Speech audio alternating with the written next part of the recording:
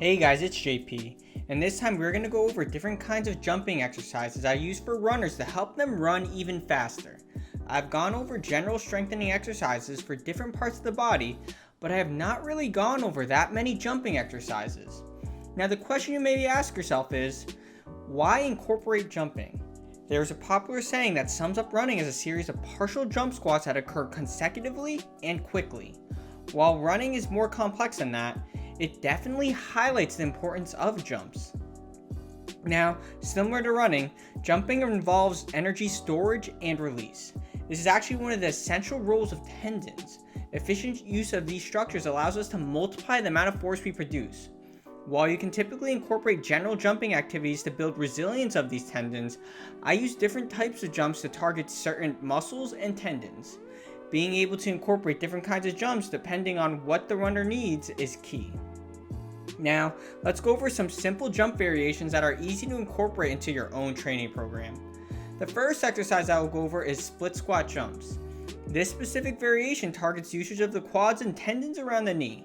This is particularly important for when a runner first lands and has to absorb forces, as well as when the runner drives a foot into the ground to move forward. Now, to do this one, you can start in a split squat position. Remember that most of your weight should be in the front leg. Some cues to follow are to try to keep the trunk upright. Doing so biases loads into the quads rather than the hips.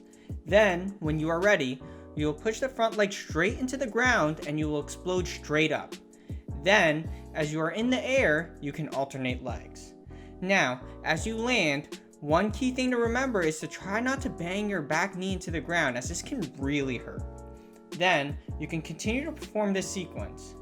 As I say with all plyometric exercises, try to keep the time on the ground as quick as possible, as this really helps work on tendon capacity, which is typically the emphasis during jumping exercises. Now the next exercise we'll go over is the single leg pogo jumps. This is a popular one that I have shown you guys before. I typically use this one to target the calf muscle complex as well as the Achilles tendon. This muscle and tendon play a key role with propulsion during the push-off phase of running. Anyway, one problem is people almost perform this synonymous with the single leg hopping, but it is a bit different, so let's go over some key things to remember to do this properly. The first is to land more on the ball of the foot. Doing so biases loads on the calf muscle and Achilles tendon, which is the point of the activity. The other thing is to remember to try to keep the knee stiff. By doing so, instead of forces being absorbed through the knee, they will go through the ankle, again targeting the calf and Achilles. The last exercise I will go over here is ice skaters. This is different than the previous two, as this biases loads more toward the lateral hip area, most notably the gluteus medius. This plays a huge role to stabilize the hip as one leg goes onto the ground. This can be important to implement considering that this muscle can undergo forces around 6 times your body weight at this moment. I have also gone over this one before, but I will briefly go over it here too. Now to do this one, you can position a small object or hurdle to go over. However, to really bias this area, you can place cones or markers to where you want each foot to land, as this emphasizes that side-to-side component. Now when doing this, try to land flat-footed, as this will focus forces onto the side of the leg, which is the point. Then, you will push the ground sideways and land onto the other leg. Then, you can repeat.